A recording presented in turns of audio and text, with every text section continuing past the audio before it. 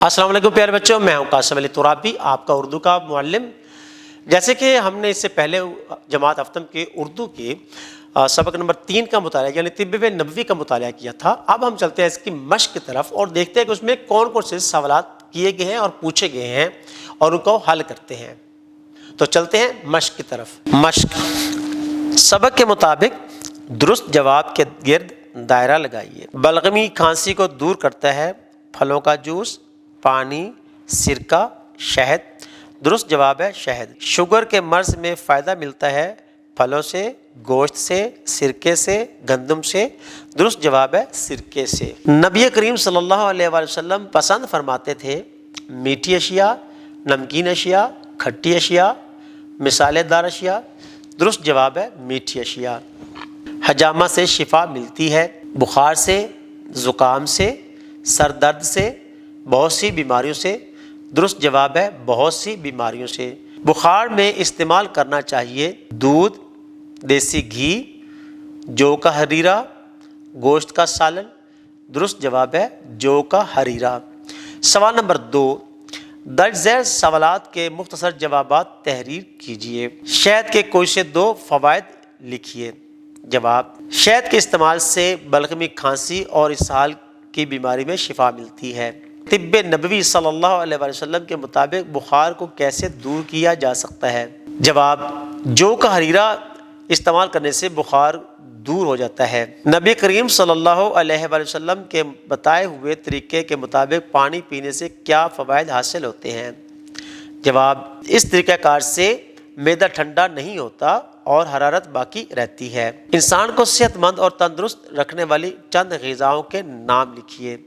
اساتذہ کرام تختہ بورڈ پر چند غذائیں لکھ کر جن میں انسانوں کے لیے تندرستی اور صحت وہ ہو اور اس میں وٹامن وغیرہ بھی شامل ہو، وہ لکھ کر بچوں کو کاپی پہ نقل کروائیں تاکہ یاد دہانی کرنے اور دہرانے میں فائدہ ہو۔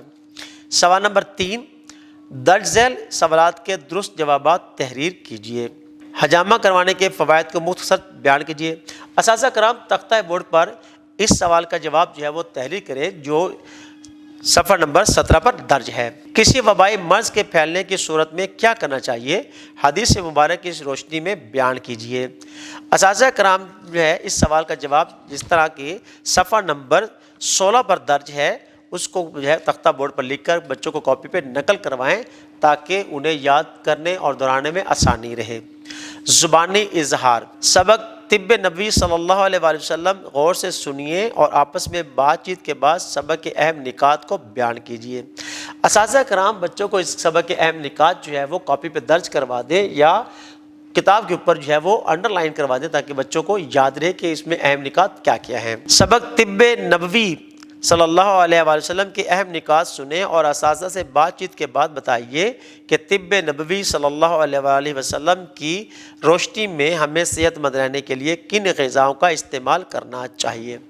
اساتذہ کرام بچوں سے اس سوال کو پڑھنے کے بلند خوانی کے بعد اور اہم نکات لکھوانے کے بعد سوالات کریں اور بچوں سے سوال کریں اور بچوں اساتذہ سے سوال کریں تاکہ اس طرح ان کی درمیان سوالات کرنے کی بھی وہ صلاحیت پیدا ہو جائے اور خود اعتمادی پیدا ہو۔ لفظوں کا کھیل: سوال نمبر 6، دیے گئے الفاظ کے بامعنی جملے اپنی کاپی میں لکھیے۔ استفادہ، کامل نمونہ، عمدہ، وبائی، تناول، تندرستی، عیادت، حرارت، شفا، برکت۔ اساتذہ کرام ان الفاظ کو تختہ بورڈ پر لکھ کر ان کے سامنے ان کے معنی اور ساتھ میں جملے لکھ کر بچوں کو کاپی پہ نقل کروائیں تاکہ یاد دہانی میں اور دہرائی کرنے میں انہیں آسانی رہے اور تاکہ امتحان میں وہ ان کو لکھنے کے قابل ہو جائیں۔ سوال نمبر 7 ہے، دیے گئے جملوں میں خط کشیدہ الفاظ کے درست مترادف لکھ کر جملے دوبارہ تحریر کیجیے کہ داروغہ کا نام مالک ہے۔ دوسروں سے بات چیت کرتے وقت ہمیشہ صحیح الفاظ کا چناؤ کرنا چاہیے۔ آج کل آٹے کی مانگ بڑھ رہی ہے، میں اپنی غلطی پر نادم ہوں، مجھے آپ کی والدہ کی وفات کا بے حد افسوس ہے، میرا اسکول میرے گھر کے نزدیک ہی واقع ہے۔ اساتذہ کرام ایک جملہ مترادف کا لکھ کر یہی جملے تختہ بورڈ پر دوبارہ وہ لکھوا دیں تاکہ بچوں کو سمجھ آ جائے کہ اس کا مترادف کیا ہے۔ مثال کے طور پر جیسے دوزخ کا مترادف ہے جہنم اور یہی جملہ آگے دہرا دیں۔ اسی طرح چناؤ کا مترادف ہے انتخاب کرنا، یہی جملہ دہرا دیں۔ جیم مانگ اس کا مترادف ہے طلب، یہی جملہ لکھ دیا جائے۔ غلطی پر نادم یعنی شرمندہ ہونا، دوبارہ سے جملہ لکھ دیا جائے۔ اور افسوس لکھ کر جملہ دہرا دیا جائے، اور نزدیک کی جگہ پر قریب لکھ کر جملے کو دہرا دیا جائے۔ زبان شناسی، اسماء کی جمع بنانے کا قواعد۔ اردو میں عربی اسماء بکثرت استعمال ہوتے ہیں اور ان کی جمع عربی قاعدوں کے مطابق ہی بنائی جاتی ہے۔ اردو اور فارسی میں ایک کو واحد اور دو سے زیادہ کو جمع کہتے ہیں، لیکن عربی میں ایک کو واحد اور دو کو تثنیہ اور دو سے زیادہ کو جمع کہتے ہیں۔ اردو میں تثنیہ استعمال نہیں ہوتا، لیکن اردو میں بھی عربی کے چند الفاظ استعمال ہوتے ہیں، اس لیے ان الفاظ کی تثنیہ بیان بنانے کے لیے واحد کے بعد یہ لگا دیتے ہیں، مثلا عید سے عیدین اور حرم سے حرمین وغیرہ۔ عربی قواعد میں دو سے زیادہ کو جمع کہتے ہیں۔ اس کی دو اقسام ہیں، جمع سالم اور جمع مکسر۔ جمع سالم قواعد کی روح سے ایسی جمع جس میں واحد لفظ کی ترتیب قائم رہے جمع سالم کہلاتی ہے، یعنی واحد کے جو الفاظ کی ترتیب ہے وہ تبدیل نہ ہو، وہ جمع سالم کہتے ہیں، مثلا حاضر سے حاضرین وغیرہ۔ وہاں سے جمع سالم بنانے کے قاعدے درج ذیل ہیں۔ مذکر جاندار اسم کے لیے یائے معروف یعنی چھوٹی یا اور نون کا اضافہ۔ اگر اسم واحد مذکر جاندار ہو تو اس کے آخر میں یہ کا استعمال یعنی یہ اور نون کا استعمال کر دیا جاتا ہے۔ مثال کے طور پر ظالم سے ظالمین۔ مذکر جاندار اسم کے لیے واو معروف اور نون غنہ کا اضافہ۔ بعض اوقات مذکر جاندار اسم کے آخر میں واو یعنی واو اور نون غنہ کا اضافہ کیا جاتا ہے۔ مثال کے طور پر مسلم سے مسلموں۔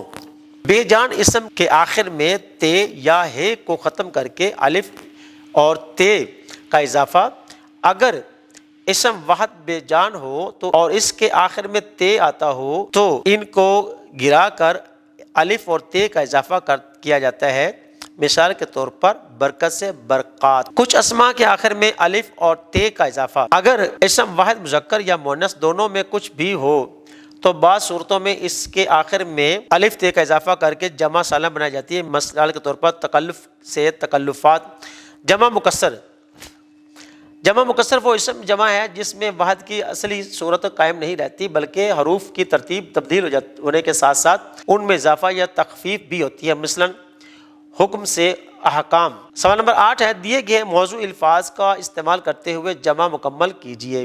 ہمارے ملک میں بہت سے معدنی خالی جگہ موجود ہیں۔ ذخائر۔ میرے دادا جان روزانہ خالی جگہ شوق سے پڑھتے ہیں۔ اخبار۔ جماعت کے مانیٹر کے انتخاب کے لیے 10 خالی جگہ نے حصہ لیا۔ ارکان۔ آپ خالی جگہ نے آپ کی بہت اچھی تربیت کی ہے۔ والدین۔ قومی اسمبلی کے تمام خالی جگہ نے اپنے اپنے عہدوں کا حلف اٹھایا۔ وزراء۔ ٹرین حادثے میں جاں بحق ہونے والوں کو ان کے خالی جگہ کے حوالے کر دیا۔ ورثاء۔ ہمارے ملک میں ہڑپا اور موہنجو دڑو کے خالی جگہ ملے ہیں۔ آثار۔ بزم ادب میں موجود تمام خالی جگہ نے خوبصورت اشعار سن کر لطف اٹھایا۔ حاضرین۔ جی پیارے بچوں، جتنے الفاظ میں نے بولے ہیں یعنی ذخائر، اخبار، ارکان، والدین، وزراء، ورثاء، آثار، حاضرین، یہ سب الفاظ جو ہیں آپ نے خالی جگہ میں لکھنے ہیں۔ تخلیقی لکھائی۔ خلاصہ نویسی۔ خلاصہ نویسی دراصل پڑھی گئی عبارت کی تفہیم کے اہم نکات کو مختصر طور پر بیان کرنا ہے، یعنی طلباء نے جو سبق پڑھا اسے سمجھ کر وہ پڑھے گئے مواد کو اپنے الفاظ میں کس حد تک بیان کر سکتے ہیں۔ خلاصہ صرف سطروں کی کانٹ چھانٹ یا جملے کم کر کے لکھنا نہیں بلکہ کسی مفصل خیال کو جامع اور مختصر انداز میں تحریر کرنا ہے۔ خلاصہ تحریر کرنے سے قبل اقتباس کو 2 سے 3 مرتبہ غور سے پڑھنا چاہیے۔ اقتباس کے مرکزی خیال کو اچھی طرح ذہن نشین کرنا چاہیے۔ خلاصہ تحریر کرتے وقت درج ذیل نکات کو مد نظر رکھیں۔ اقتباس کے جملے، الفاظ، تراکیب کو ہو بہو نقل نہ کیا جائے، صرف مرکزی خیال اور اہم نکات کو اختصار کے ساتھ اپنے جملوں میں لکھا جائے۔ خلاصے کی عبارت ادھوری محسوس نہ ہو اور نہ ہی کسی نقطے کو نظر انداز کیا جائے۔ سوال نمبر 9 ہے، سبق طب نبوی صلی اللہ علیہ وآلہ وسلم فہم سے پڑھیے اور سبق کا خلاصہ تحریر کیجیے۔ اساتذہ کرام جو ہے سبق کا خلاصہ جو ہے تختہ بورڈ پر لکھ کر بچوں کو کاپی پہ نقل کروائیں تاکہ وہ اسے دہرا سکیں اور امتحان میں اچھے طریقے سے لکھ سکیں۔ جی پیارے بچوں، تو امید ہے آپ نے تمام سوالات کو بڑی ہی جو ہے وہ دقت نظری کے ساتھ اور توجہ کے ساتھ جو ہے وہ لکھ لیا ہوگا، اور کوئی بھی سوال جو ہے وہ چھوٹا نہیں ہوگا، یعنی رہ نہیں گیا ہوگا لکھنے کے اور حل کرنے کے لیے.